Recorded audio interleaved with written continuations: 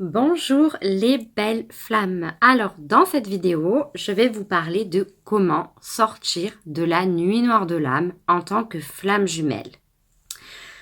Alors moi, si vous ne me connaissez pas, je suis Laetitia, éveilleuse de flammes jumelles et accompagnatrice de flammes jumelles Yin, parce que je suis l'âme éveillée en premier au lien et je suis Yin avec une construction avec un faux self yang. Voilà. Bon, maintenant je suis dans l'équilibrage de mes polarités. Voilà. Et du coup, j'ai envie d'accompagner justement les personnes yin, à m'éveiller en premier au lien. Voilà. Et aujourd'hui, je vais vous parler de comment sortir de la nuit noire de l'âme. Alors, cette vidéo va pouvoir parler autant au yin, autant qu'au yang. Voilà. Et vous me direz en commentaire si en tant que yang à m'éveiller en premier au lien, ça vous parle ou pas du tout, ou vous trouvez ça trop difficile ou pas. Voilà, n'hésitez pas à partager pour me donner votre point de vue, pour savoir si en fait, cette vision-là que j'ai pour sortir de la nuit noire de l'âme, elle est valable uniquement pour les yin ou alors pour les yang. Dans cette vidéo, je vais vous parler de 3 clés pour moi.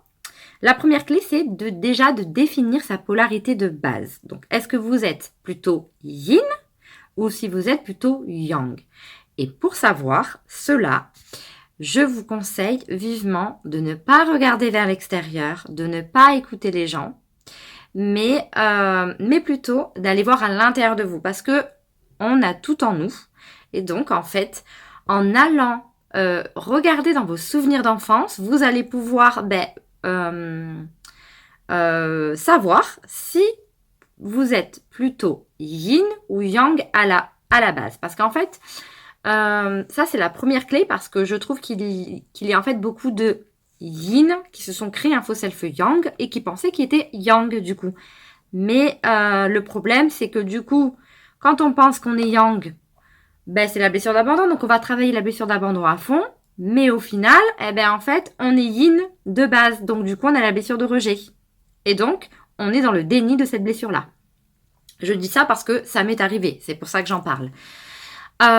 Du coup, je trouve ça super important de définir sa polarité de base. Parce que si vous êtes yin avec un faux self yang et que du coup vous pensez être yang, au final, ça vous induit en erreur. Et donc, pour ça, je vous conseille d'aller en fait observer si, quand vous étiez enfant et adolescent, vous étiez plutôt de polarité yin ou de polarité yang. Donc le yin, qu'est-ce que c'est? L'enfant yin, c'est plutôt un enfant introverti, observateur, qui n'a pas forcément beaucoup d'amis, qui est très intuitif, qui ressent les choses. Par exemple, pour moi, j'avais une claire connaissance. Quand je disais quelque chose, je le disais parce que je le savais au fond de moi que c'était ça, que c'était juste et que c'était la réponse. Voilà, donc j'avais cette claire connaissance. Il peut y avoir aussi de l'empathie, hypersensible. Alors après, je sais pas si les yang aussi, ils peuvent ressentir l'empathie, ils peuvent être hypersensibles aussi, ça c'est possible. Hein. Donc n'hésitez pas à me partager si vous êtes yang et que pendant votre enfance, vous aviez ce côté-là d'hypersensible et d'empathe. Donc ça, c'était pour le côté yin, tout ce qui est lunaire, vous étiez la tête dans les nuages, à l'école, vous étiez là, en fait, même en tant qu'adulte, par exemple, vous êtes en train de rêver votre vie au lieu de vivre vos rêves, par exemple. En tant qu'adulte aussi, vous procrastinez. Vous avez du mal à mettre dans la matière, vous avez du mal à vous ancrer. Donc ça, c'est en tant qu'adulte.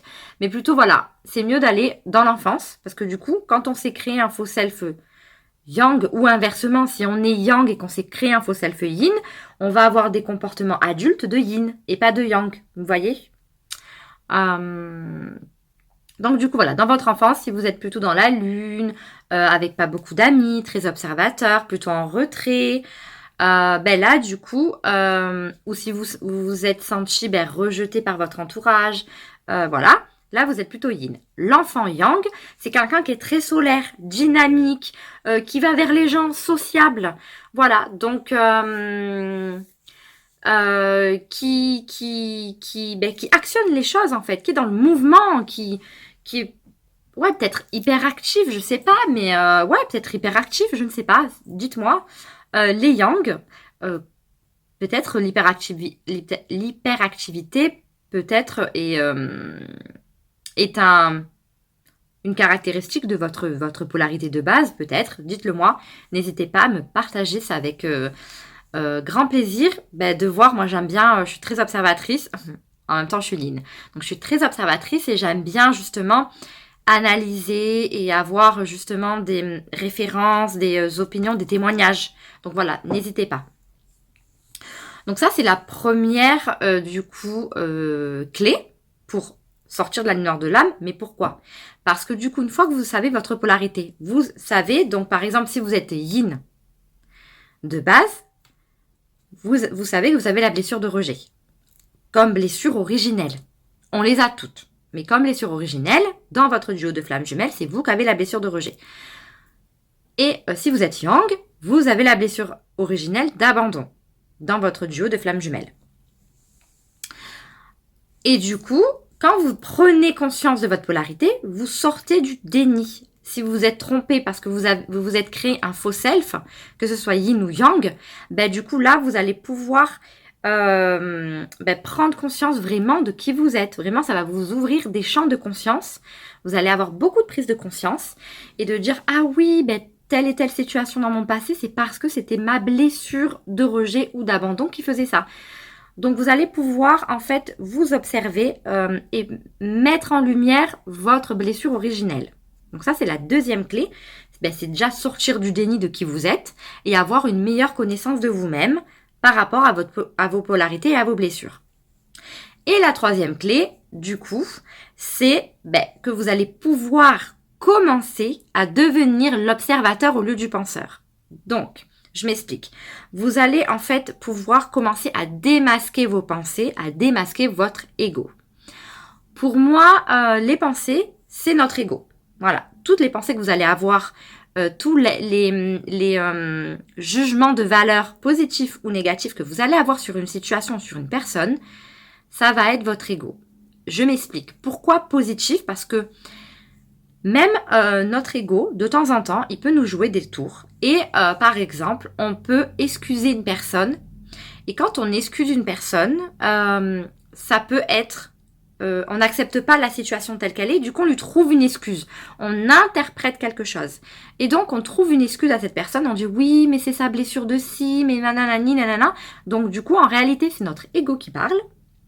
Il a pris le pouvoir, mais on n'en a pas conscience parce que du coup on se dit bon c'est pas une pensée négative, on n'a pas un jugement de valeur négatif sur cette personne, donc on a un jugement positif, donc c'est pas notre ego. Mais en réalité c'est notre ego. Pourquoi? Parce que du coup on interprète, on met une valeur, on interprète, et dès qu'on est dans l'interprétation, c'est notre ego. Dès qu'on est le penseur et pas l'observateur, c'est notre ego qui est là.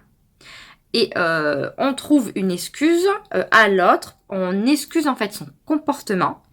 Et du coup, en réalité, par exemple, quand on fait ça, c'est qu'en réalité, on se rejette ou on s'abandonne soi-même. Voilà. Et donc, c'est pour ça que c'est notre ego.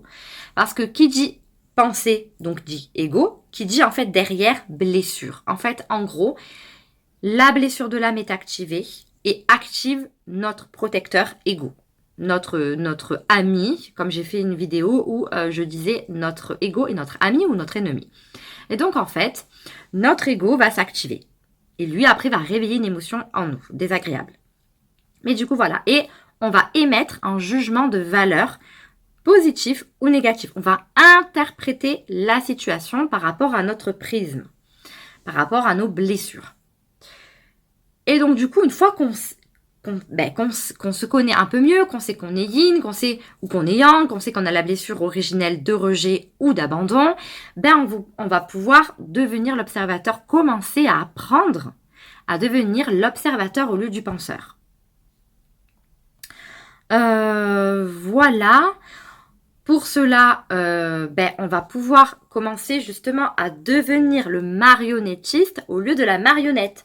C'est comme si l'ego, quand du coup vous n'avez pas pris conscience de qui vous êtes, que vous n'avez pas pris conscience que votre ego est plus présent que vous ne le pensez, eh bien en fait, c'est comme si votre ego, c'est le marionnettiste et vous, vous êtes la marionnette. Voyez? Vous êtes ici. Et donc, vous êtes dirigé par votre ego et lui, il est ici, en fait. Et il vous regarde et en fait, il dirige, il contrôle et voilà. Donc, dès que déjà que vous êtes dans le contrôle ou la maîtrise, vous voulez gérer quelque chose, généralement, voilà, c'est l'ego qui prend le dessus. Ça, c'est une petite astuce aussi que vous pouvez observer. Comment aussi vous pouvez commencer du coup à démasquer l'ego? C'est quand vous avez une émotion désagréable que vous ressentez. Hop, faut avoir un petit déclic et se dire ah, mais qui dit des émotions désagréables dit pensée. Et donc qui dit pensée dit ego, donc qui dit blessure. Et c'est comme ça que petit à petit, vous allez pouvoir mettre en lumière votre blessure. Plus vous allez devenir l'observateur au lieu du penseur, plus vous allez pouvoir mettre du coup en lumière votre blessure. Et plus vous mettez en lumière votre blessure, originelle du coup, plus, que ce soit le rejet ou l'abandon, plus vous allez diminuer cette blessure. Comme si vous allez pouvoir l'apaiser, mettre du baume parce que vous la reconnaissez. Vous vous désidentifiez de cette blessure, vous vous désidentifiez de votre émotion, de votre ego et de vos blessures. Et vous pouvez lui mettre un baume protecteur pour justement cicatriser ses blessures, apprendre à cicatriser ses blessures. Voilà pour cette vidéo sur comment sortir de la nuit noire de l'âme. Pour du coup mettre en lumière aussi vos blessures et vos parts d'ombre, je vous propose une séance découverte avec moi. Donc c'est une guidance thérapeutique flamme jumelle yin, de l'ombre à la lumière. Et dans cette guidance thérapeutique FJ Yin de l'ombre à la lumière, du coup, je vous accompagne pour mettre en lumière vos pardons, c'est-à-dire votre blessure du moment, votre émotion du moment, libérer ensemble l'émotion, mettre en lumière votre facette qui est en souffrance par rapport à cette blessure, mettre en lumière du coup votre besoin qui n'est pas comblé. Parce qu'il faut savoir que quand on a une émotion désagréable, ça veut dire déjà qu'on est dans notre mental, dans nos pensées, que notre ego il est en train d'être trop présent, et également que nous n'avions pas répondu à un de nos besoins. Voilà, et après également, on met en lumière ensemble un des chakras qui peut être bloqué, un ou des chakras que vous avez bloqués. Voilà, et ça, cette guidance-là, je vous l'offre. Et donc, vous pouvez retrouver du coup la page pour vous inscrire, pour vous inscrire et prendre rendez-vous avec moi. Attention, si vous avez une adresse hotmail, vous n'allez pas recevoir, il y a des petits bugs et c'est possible que vous ne recevez pas le mail pour prendre rendez-vous avec moi. Et donc, je vous invite à me contacter par mail. Mon mail est aussi dans le descriptif normalement. Ou il me semble, mon mail est sur ma chaîne YouTube dans tous les cas. Donc, voilà. Pour sortir de la nuit noire de l'âme, je vous ai donné 3 clés. N'hésitez pas de me partager vos témoignages en commentaire. Je vous dis passez une bonne journée ou une bonne soirée. Ciao, ciao!